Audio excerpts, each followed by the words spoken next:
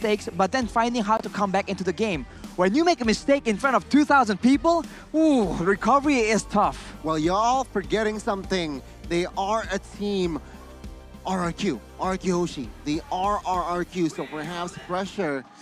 They can somehow withstand. Let's just jump into the... Straight in the game. Straight into the game. We'll talk about the drafts in the game, but we can see here a lot, a Grok, Bruno pick, a Bruno pick, a Fanny pick as well. Oh my God. RRQ Hoshi. They're gonna go for a Fanny first pick here in our first opening Grok jungle of playoff day 2. High on a Grok jungler. What the heck is going on? And Albert on a Fanny, a hero that we've never seen him on in the entirety of Season 10. All right, and also Skylar on the Bruno. This is just a very interesting draft, but I have to say it, right? First Bruno on the playoffs. Godiva on the Diggy as well, though, with the Avarice. So the engage potential from Aura is going to be a lot lower, but of course High can very easily be that main source of engage. So for now, we'll have to see. Are they going to try and like counter engage RRQ? Because with the Atlas, with the Fredrin as well. Oof, this is a very interesting situation. Let's talk a little bit about this Grok jungle, right? Because he did bring the Demon Slayer. I mean, this is what we've come to expect from High. I expected something crazy, but Grok in the jungle.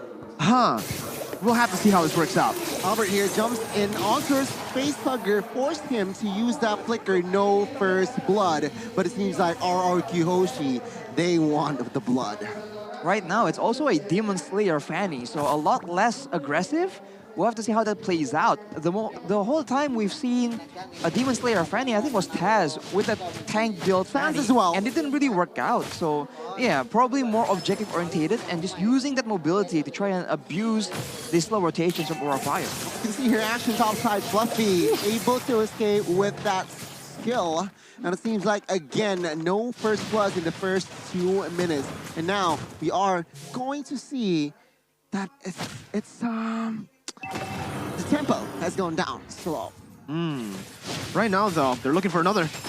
Oh, you can see here, Fluffy. Oh my God, he takes a lot of damage. Oh! What's the flicker and ultimate play there from R7. Take a look at Turtle now. We can see here Vin already opening up via High though will secure that Lord, but Albert, he perhaps wants to fight. R7 will not deal a lot of damage, but Facehugger in the backside will claim R7. 1-1 here as the score lands. Aura Fire slightly leading on the gold. Action-packed first 2 minutes here in the game.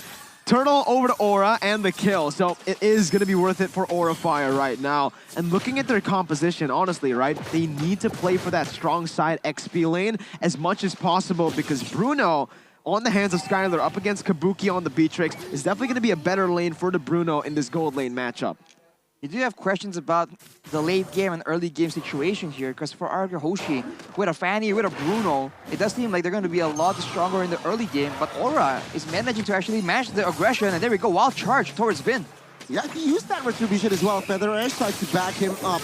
Vindo will not survive. Albert comes in with Core, looking for Kabuki. He survives. Albert takes a lot of damage as well. Will be able to escape for now, as Aura Fire, again with the setup, claims another.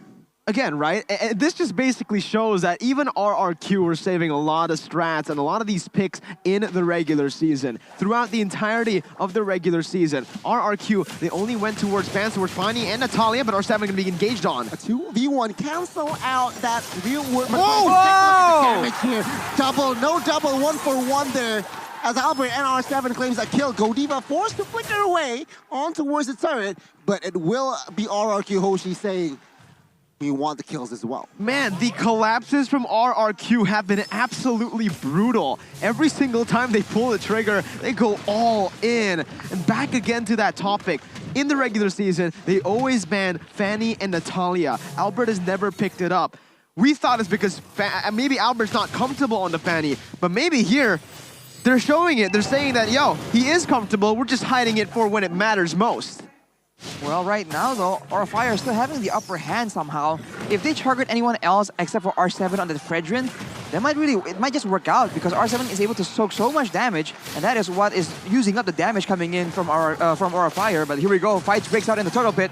Fatal Links connects onto his one. Vin goes down. Take a look at the damage time journey to give back up high. Will not survive as 2 members falls.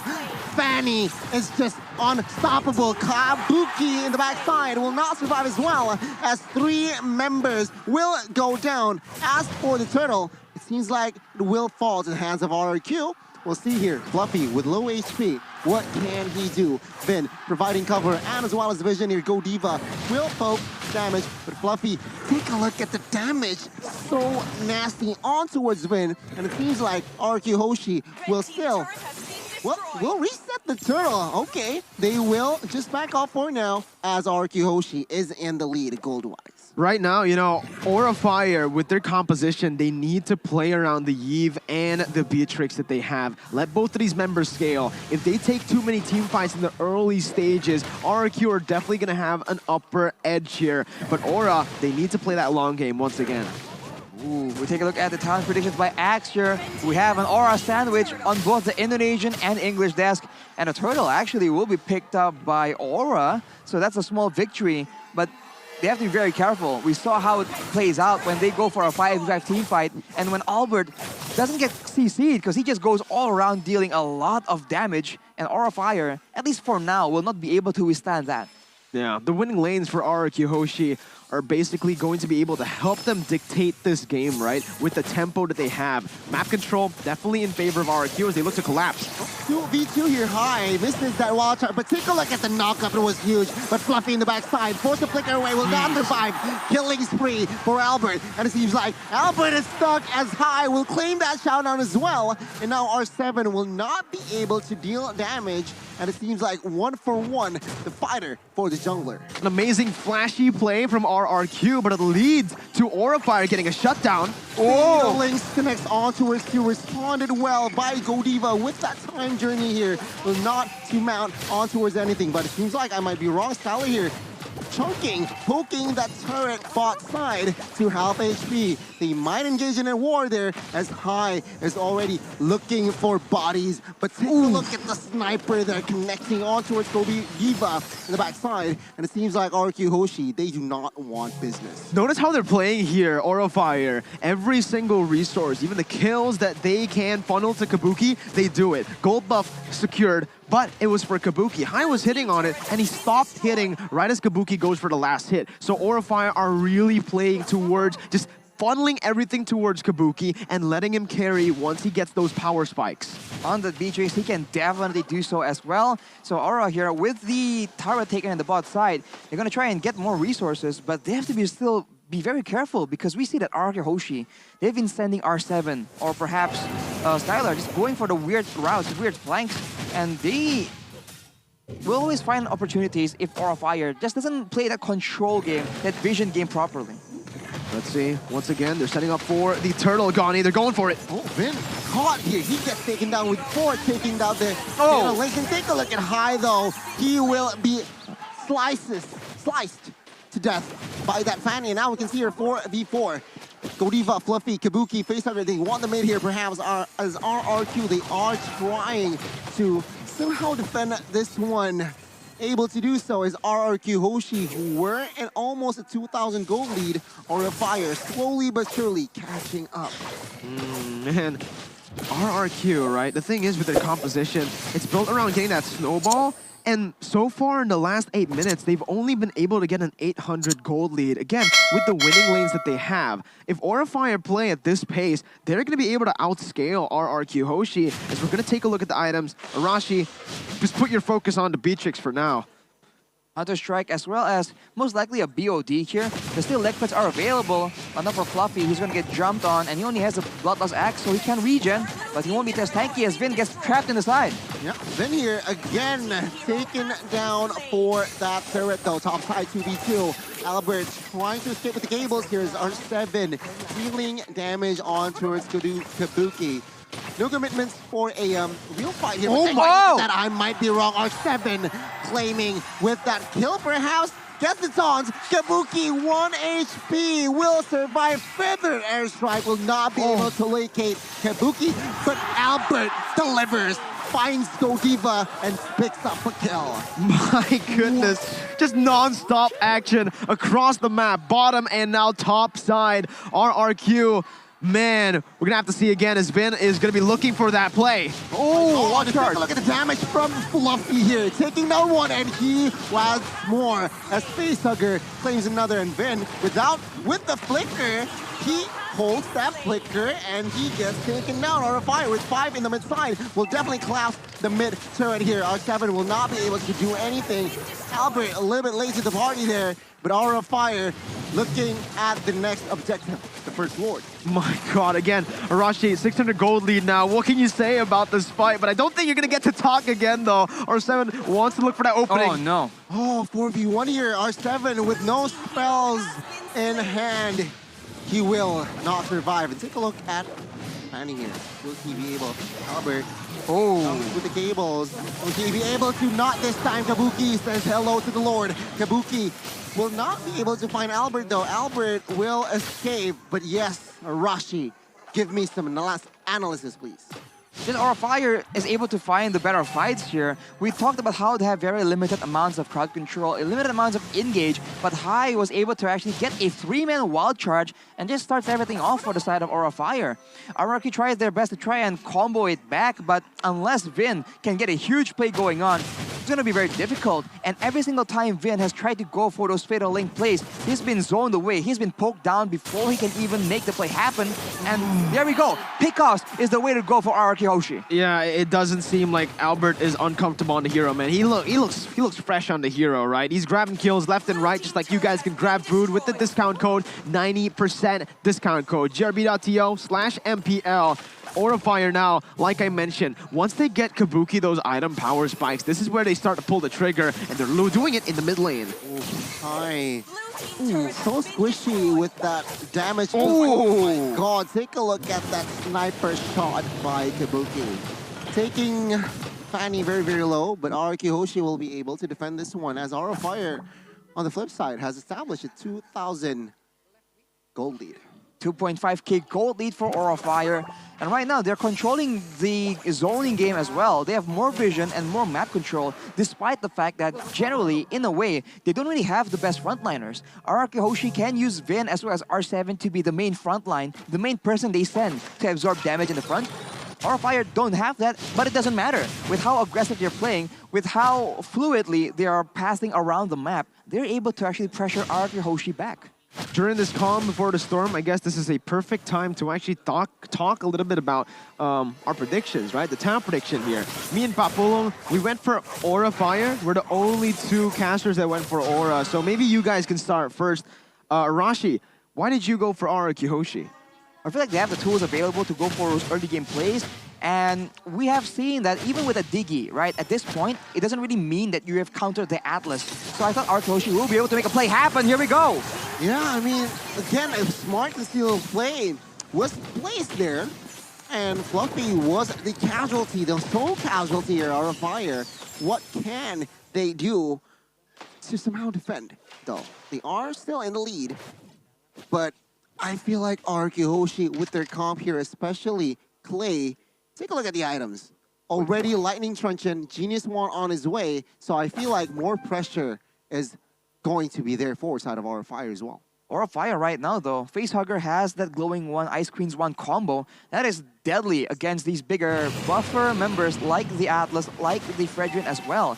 So any kind of short engagements, any kind of trades in poke, it seems like Aura Fire will get an advantage just purely off the face of how Yves can play and the skill set that has a lot more spammable nature compared to Clay on that Farsa. Because he has a Lightning Truncheon, but if you can't burst anyone down completely, there we go. Aura Fire can just walk back away, and now they have the advantage, they have the possibility of using the reward manipulation as an artillery.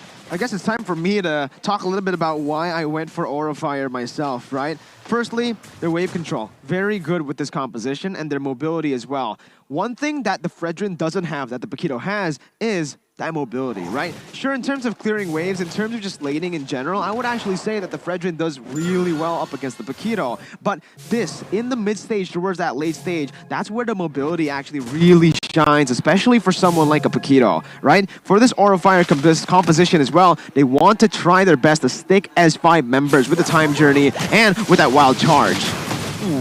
See here, Aura Fire trying to give a some sort of a poking damage. Poke damage. But take a look at top side. Fanny able to somehow split push. Force Paquito to go top side. Will he commit to a fight here? As Aura Fire seems like with the information, they are starting up the Lord.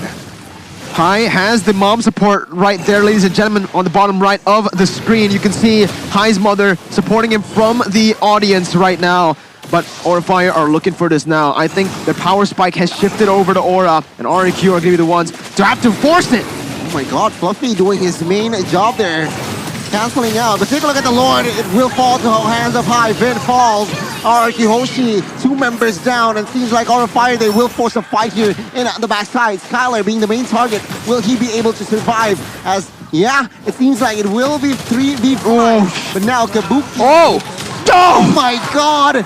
Kabuki with the snipes taking R7 down. It's just such a good combo together. The flicker, the shot coming in as well. And here, it seems like we also have the mom support for R7 in the building. His mother watching from the stands. But as of right now, it's Aura Fire leading with a 3,700 gold lead. And like I said, they scale better into the late game. And with their composition, it really counters the heavy team fight that RRQ wants to go for. I mean, before that fight even began, Albert was late to the party, and Clay was already zoned away by Fluffy, but he has no choice. He used a better airstrike, and he gets taken out completely. So RRQ, their setup just isn't as good as Aura, and now with the Lord, Aura has a chance to make a big play happen here. Yeah, real worm preparation has been popped as well. Hai, being the frontliner, will not survive for long. It seems like Lord March is still in the mid side. RRQ still with 5 here, trying to make that defense. Aura Fire with 4 members, they are somehow relieving off pressure. Kabuki already though, with the Husk Claws. Yeah, and with his Husk Claws, it's going to be even harder for RRQ Hoshi to look for any of those engages towards him. He has a win in nature. Now with the Husk Claws as well, he can sustain all the way to full HP. But Arashi, I think it's time to again talk a little bit about what is going on here. RRQ, what do they have to do to actually come back? They have to make sure that they have the setup advantage here. And speaking of which, we have Skylar's parents on the bottom right of the screen as well. So everyone just throwing out for the support right here. And RRQ, they need every single bit of it, as now they're in a tough situation. They have been constantly losing out in the setup battle, and they have no solution to Fluffy just coming in and making sure that Clay is not a relevant factor in this game.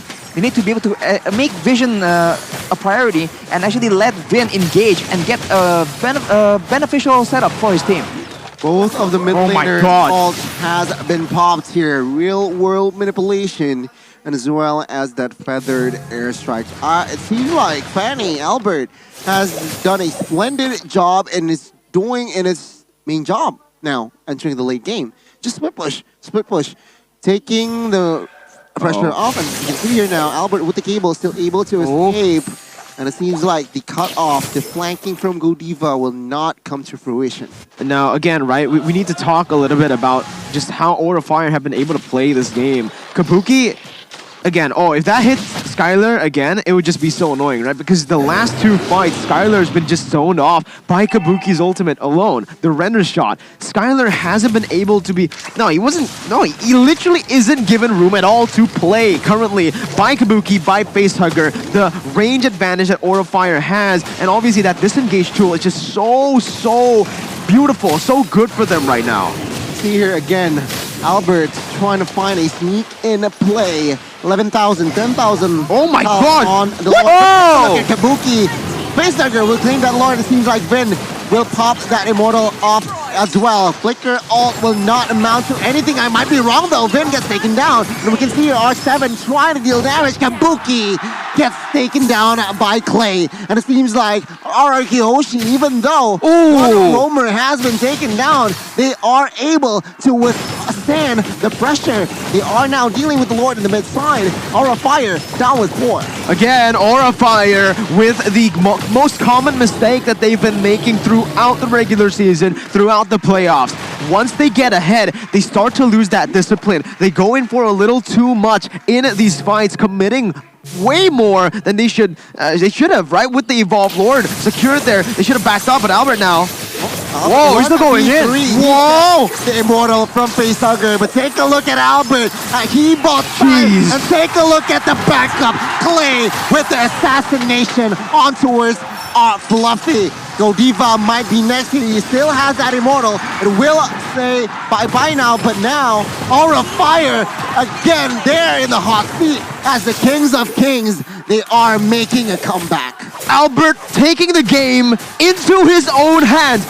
What was that? Albert literally 1v4 in that bottom side. Remember, this is a late game Fanny. This is a Fanny that scaled off. This is a Fanny that has fallen off in the game. And Aura had the gold lead, turned around instantly, and now Aura back again on the back foot. Right now, Bruno, look at Skylar. He has a full inventory slot. He sold his boots for items as well, so the damage right now is absolutely unreal. He will now be a big problem for Aura Fire unless he can get absolutely zoned. In the previous fight, Vin was also able to stop Facehugger from using his root manipulation, so they will now have options on how they want to try and approach fights against Aura Fire. But it's back to the Lord game, the objective game, with 60 seconds left before the Lord comes back on the table. Again, it's always about the setup, about the vision game, and RRQ Hoshi. They're using Albert very efficiently. He's able to bait members from Aura Fire, and Aura just needs to be a bit more calm and disciplined, right? Because if they see Albert, they need to know that he is quite slippery and they can't expect to take him out reliably. Man, I mean, you saw that play, and even Tezet saw that play, and he was just shaking his head. He was just like, all right, you got that one, man. You deserve it high, though. Oh my god, high offside. Last play, though, gets shot, but take a look at Vin in the front side, will not be able to survive. Time journey pops high, 1 HP, survives 5v4 now, as Vin has been taken down 8 times. Item-wise, I do want to add something here. You want to know why that Fanny, why Albert deals a lot of damage?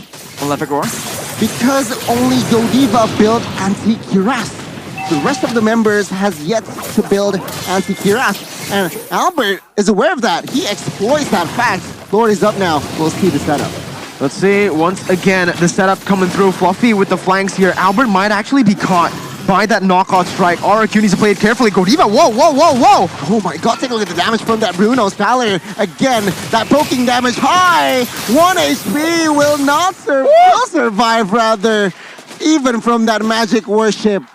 No magic worship. Jeez. So he survives.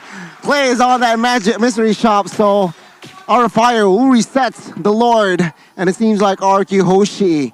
Minute number 22. What do you think? They started that fight 4v5 without Vin, and even then, it was looking very weird. Skylar was taking a lot of damage, and somehow, some way, they're still able to equalize and trade evenly, will not change anyone. And now Wild Charge is down. Ruin Manipulation has been used as well. RRQ Hoshi, they have a chance here. No flicker Skylar. No flicker Skylar. A little too soon as well here, perhaps. A little too premature, question mark? We'll see here, 20,000 on the HP for the Lord. Feather Airstrike now popped as well. Fluffy is trying to cancel out, but take a look at Albert. Trying to flank, trying to come into the Lord pit as well.